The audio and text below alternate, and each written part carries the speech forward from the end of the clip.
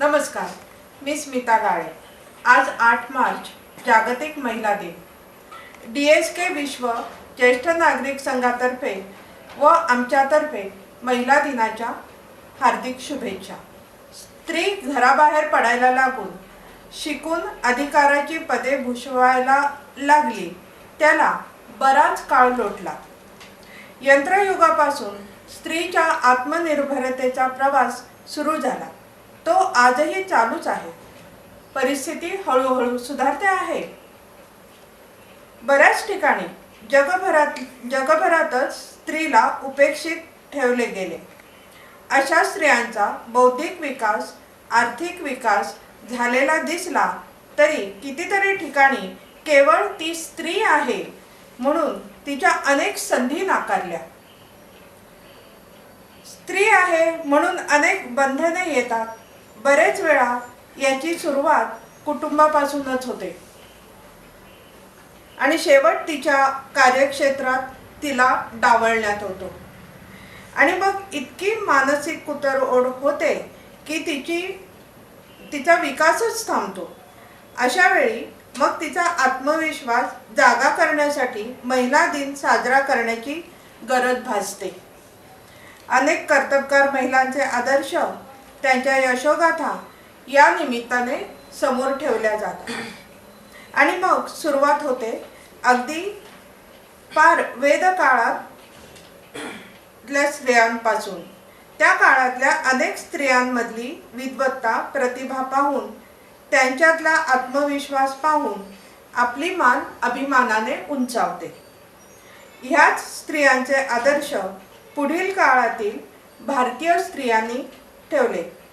जिजामाता, अहिल्याबाई होळकर, झाशीची राणी, नंतरच्या काळात सावित्रीबाई फुले, रमाबाई रानडे, लक्ष्मीबाई टिळक या सर्वांनीच बदलत्या सामाजिक परिस्थितीशी झगडा दिला। स्त्रियांचे आदर्श आपल्यासमोर आहेतच, पण आज मात्र आपण वेदकालीन स्त्रियांबद्दल बोलणार आहोत। यापैकी पहिली गार्गी।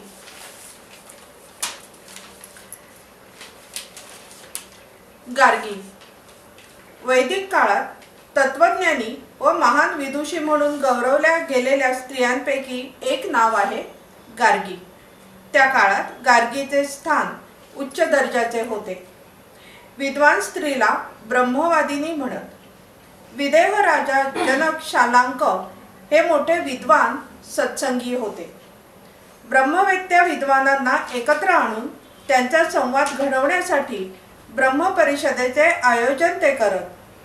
त्यावेळच्या ब्रह्मवेत्त्यांमध्ये सर्वात श्रेष्ठ ब्रह्मवेत्ता कोण असावा हे ठरवण्यासाठी राजाने ब्रह्मपरिषदेचे आयोजन केले। त्यासाठी त्याने 1000 उत्तम सुलक्षणी गायी एकत्र आणल्या। त्या गायींच्या दोन्ही शिंगांना 10 सुवर्णमुद्रा सेवकांकरवी बांधून घेतल्या। ब्रह्मसभेची घोषणा केली।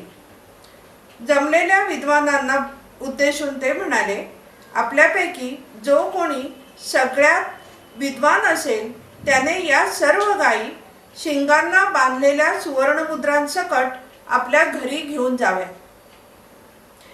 हे उद्गार ऐकून सारी सभा स्तंभित झाली। कुणीच जागेवरून उठेना। एवढ्यात राजाच्या कानावर उद्गार आले, सामश्रवा, या गायी तू आपल्या आश्रमात घेऊन जा। सर्वांनी मागे वळून पाहिले तर योगेश्वर याज्ञवल्क्य यांनी राजाचा पण स्वीकारला होता। तिथे जमलेल्या सगळ्या विद्वानांनी याज्ञवल्क्य यांना अनेक प्रश्न विचारले, अनेक शंका विचारल्या। याज्ञवल्क्य यांनी सगळ्या प्रश्नांची उत्तरे दिली, शंकांचे समाधान केले। आता मेधावती गार्गी यांनी प्रश्न विचारायला सुरुवात केली। सृष्टीच्या आरंभी जे जल होते त्या जलाचा मूलाधार कोणता, इथपासून गार्गींचे प्रश्न सुरू होतात आणि ब्रह्माच्या मूलाधारापर्यंत पोचतात। एकामागून एक बाण यावेत तसे गार्गी प्रश्न विचारत राहते। या विश्वाच्या निर्मितीला आणि सातत्याला कारण असणारी अशी एक शक्ती आहे की जिच्या इच्छेने हे सर्व चराचर अस्तित्वात आले आहे. या विचारातूनच गार्गीने याज्ञवल्क्य ऋषींना 12 प्रश्न विचारले. ऋषींनी सगळ्या प्रश्नांची चोख उत्तरे दिली. या उत्तरांनी गार्गींनी याज्ञवल्क्य ऋषींचे श्रेष्ठत्व मान्य केले. या ब्रह्मपरिषदेत गार्गी प्रश्न विचारू शकल्या याचाच अर्थ भारतीय संस्कृतीत स्त्रियांना आदराचे स्थान होते. ब्रह्मपरिषदेत सर्वश्रेष्ठ विद्वान ठरलेल्या याच याज्ञवल्क्य ऋषींची पत्नी मैत्रेयी. ज्ञानाला ज्ञानाची जोड कशी मिळाली ते त्यांच्या दोघांच्या संवादातून दिसून येते. ब्रह्मवादिनी मैत्रेयी यांच्याबद्दल बोलत आहेत उज्ज्वला जोशी.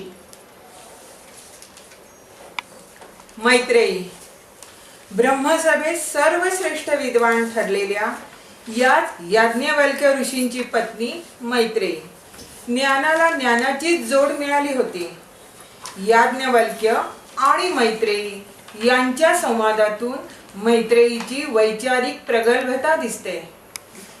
याज्ञवल्क्याने संन्यास घेण्याचे ठरवले तेव्हा आपली स्थावर जंगम संपत्ती कात्यायनी आणि मैत्रेयी या आपल्या 2 स्त्रियांमध्ये वाटून टाकण्याचा निर्णय घेतला. हा निर्णय त्यांनी मैत्रेयीला सांगितला तेव्हा तिने त्यांना विचारले, समजा या संपत्तीची मी मालकीण झाले तर मला अमरत्व मिळेल का? ऋषींनी उत्तर दिलं, नाही. मग लगेच या विद्वान पत्नीने आपल्या पतीला प्रश्न केला, मग मला या संपत्तीमुळे शाश्वत सुख मिळत नसेल तर मला या संपत्तीचा काय उपयोग? ज्या अर्थी तुम्ही सुद्धा ही ऐहिक संपत्ती सोडून जात आहात त्या अर्थी यापेक्षाही श्रेष्ठ असं सुख तुम्हाला माहिती आहे. ते सुख कोणतं याची मला उत्सुकता आहे आणि ते मिळवण्याचे साधन मला हवं आहे. आत्मज्ञानाचे सुख मिळवण्यासाठी संपत्तीचा त्याग करून मैत्रेयी आपल्या पतीबरोबर अमरत्वाच्या शोधाला गेली आणि विदुषी बनली. एकमेकांच्या साथीने दोघांनीही आत्मज्ञान मिळवले. हे पती पत्नी खऱ्या अर्थाने एकमेकांचे सहचर झाले. एकमेकांच्या साथीने परस्परांचा आत्मसन्मान जपत ज्ञान साधना करत राहिले. दुसरी पत्नी कात्यायनी हिने मात्र ऐहिक सुखाचा स्वीकार केला आणि त्यात ती रमली. मैत्रेयीचं एक माणूस म्हणून अस्तित्व त्या काळात पतीनं मान्य केलं. ज्ञानप्राप्तीची आस पुरुष स्त्री दोघांनाही सारखीच असते हे याज्ञवल्क्यांनी जाणले व त्या दिशेला मैत्रेयीला जाण्याचं स्वातंत्र्य दिलं. अशीच एक ब्रह्मवादिनी उभय भारती. उभय भारती म्हणजे सरस्वती. या ब्रह्मवादिनी स्त्रीबद्दल बोलत आहेत सौ शीला फाटक. वेद कालातील आणखी एक विदुषी म्हणजे उभय भारती. उभय भारती म्हणजे सरस्वती. लहानपणापासूनच सरस्वतींनी दर्शनशास्त्रे वेद वेदांगे या साऱ्यांचे ज्ञान मिळवले होते. स्वभावाने त्या अत्यंत रुजू होत्या. त्यांचा विवाह मंडन मिश्र यांच्याशी झाला. मीमांसा शास्त्राचे गाढे अभ्यासक असलेले मंडन मिश्र हे माहेश्वर येथील विद्यापीठाचे कुलगुरू होते. सरस्वती माहेश्वर येथील स्त्रियांना तत्वज्ञान शिकवत. याच काळात शंकराचार्य वादविवादात अनेक द्वैतवादी पंडितांना हरवून आता मंडन मिश्रांचा पराभव करण्यासाठी माहेश्वर येथे आले होते. शंकराचार्य व मंडन मिश्र यांच्या वादाची सभा भरली. अनेक विद्वान पंडित या सभेत आले होते.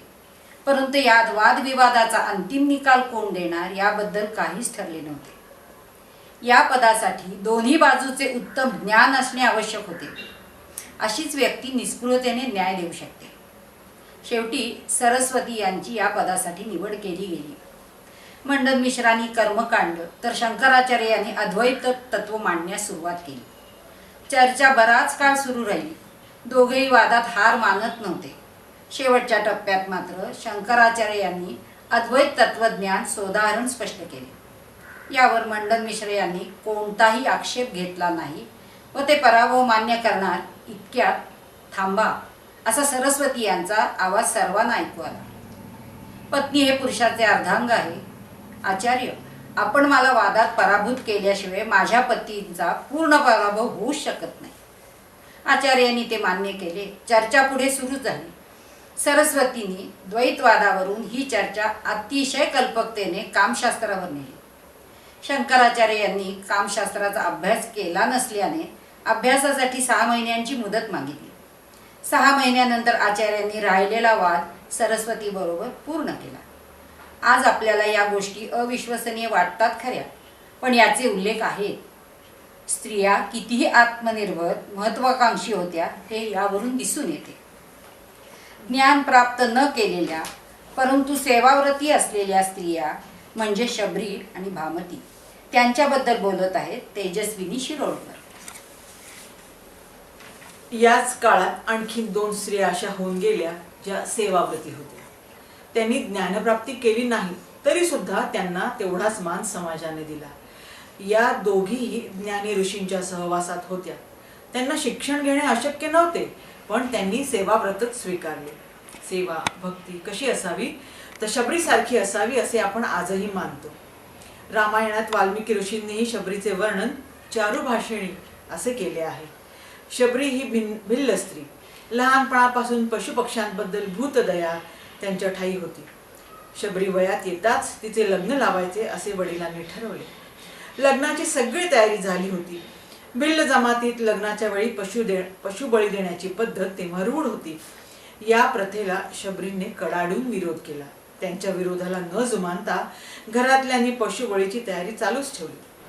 तेव्हा शबरी कुणालाही न सांगता घरातून बाहेर पडल्या. वाट फुटेल तिकडे चालत राहिल्या. वाटेत त्यांना योगिनी भेटल्या. त्यांनी शबरींना मातंग ऋषींच्या आश्रमात जायला सांगितले. मलयगिरीमध्ये अनेक आश्रम होते. मातंग ऋषींचा आश्रम शोधत दगडधोंड्यांची काट्याकुट्याची वाट तुडवत खाच कळग्यातून मार्ग काढत त्या पंपा सरोवराजवळ असलेल्या मातंग ऋषींच्या आश्रमाजवळ पोहोचले. तिथे पोहोचेपर्यंत रात्र झाली होती. आश्रमापर्यंत जाणारी वाटही दगडधोंडे काटेकोटे यांनी भरलेली होती. याच वाटेने ऋषी स्नानासाठी नदीकडे जात असणार हे शबरीने ओळखले व ती पाऊलवाट त्यांनी स्वच्छ केली. त्यावर फुले अंथरली. दुसऱ्या दिवशी पहाटे ऋषी निघाले तेव्हा त्यांना कळेना अशी सुंदर वाट कुणी तयार केली. ही सेवा रोजच रात्री शबरी करू लागल्या.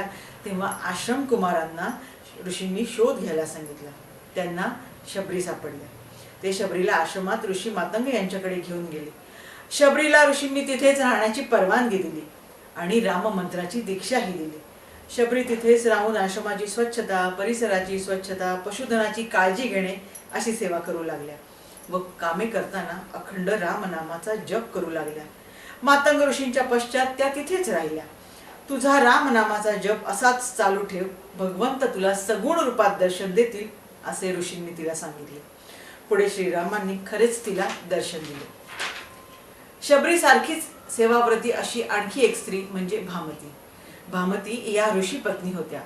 वाचस्पती मिश्रांच्या या पत्नी. वाचस्पती मिश्रांचे आचार्य